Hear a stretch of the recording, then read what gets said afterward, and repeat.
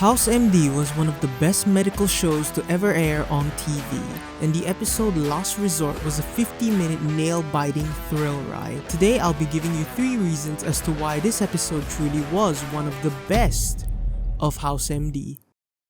For anyone who hasn't seen this show, this is Dr. Gregory House. He's rude, impulsive, and makes everybody's life a living hell. But he's a genius and can solve almost any medical mystery. He's also really funny, so we forgive him for all that other stuff. We just don't talk about it. Knew you'd understand. However, the episode Last Resort is one of the best of the show because everything is dialed to 11. A typical House episode is as follows. A new patient is admitted with a deadly sickness that no one can solve. House and his team tries to solve it, but the patient gets worse. That is until House gets a eureka moment and the patient is cured. But no, we can't just have a patient walk through the doors this time. We gotta dial it up to 11. So in this episode, let's have the patient Jason take the entire lobby hostage into an office and vow that people will be shot if House doesn't help him figure out what his sickness is. I've been to 16 doctors in the last 2 years. What's missing is an answer. I can't breathe.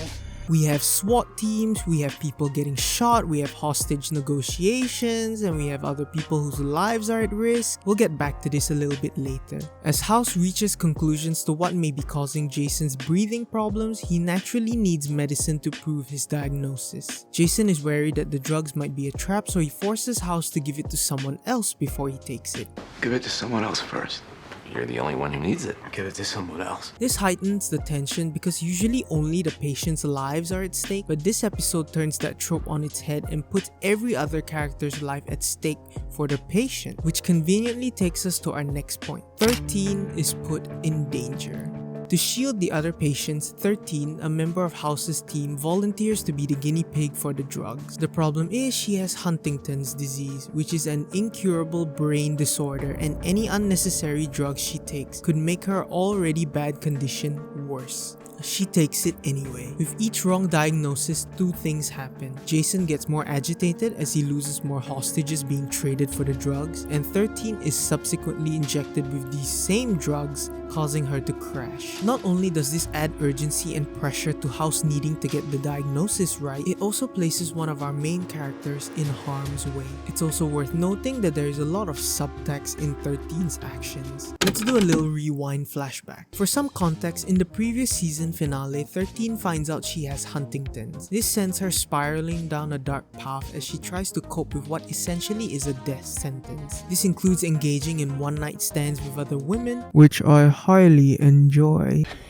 Yeah, boy. Injecting IV fluids into herself at work, and just a plain disregard for her life. Additionally, Foreman at the beginning of the episode cites a clinical trial for Huntington's, which 13 just brushes off. This can explain why she's willing to martyr herself by taking all these drugs. She only has a set amount of years left anyway, why not end it right here and save herself the suffering? This further contributes to the tight pacing of the episode, as while the case develops, 13's story is developing alongside it. This episode is kinda like if you're driving to work, talking on the phone, and eating your breakfast all at the same time. It's highly dangerous and it might kill you, but boy are you efficient. So the episode comes to a head when House is sure he has the answer. To confirm the diagnosis, Jason forces all of them to move him to the X-ray room upstairs. And this third act is where we reach the final point on why this episode was so great. House at his best and worst. All the best things that make House an icon are on full display here. He insults the hostage to his face, cracks jokes during very serious situations, and flexes his medical prowess to the annoyance of everyone else. All things we love to see. However, all the worst qualities of House are on display here too. His lack of respect for authority, his lack of empathy towards the patient, his arrogance, and maybe the worst of all, his obsession to solve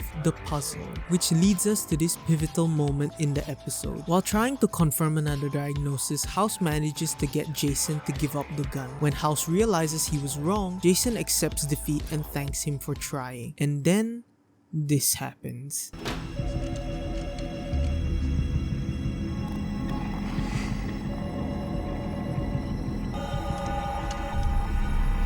Not gonna lie, when I saw this for the first time, I just went, oh!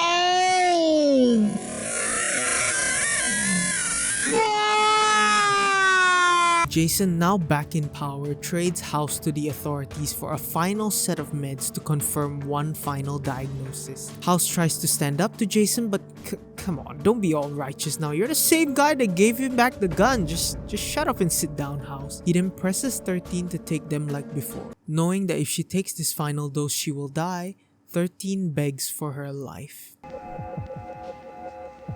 don't want to die.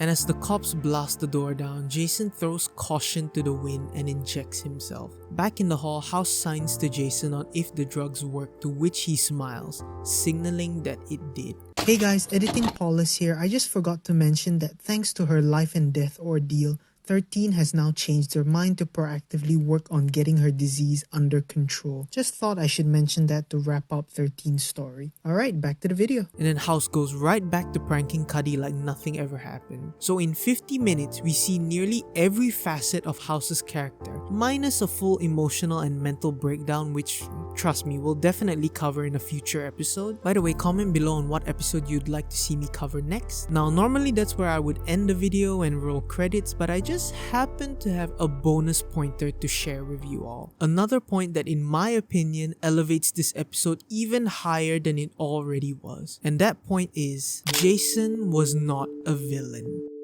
Now, I am by no means saying that what he did was excusable. All I'm saying is that Jason was not evil. He was ultimately a good man who felt forced to do terrible things. A tragic character, if you will. This is evident when Jason is shown to be mild-mannered when he apologizes to House for disturbing him. Leave me alone.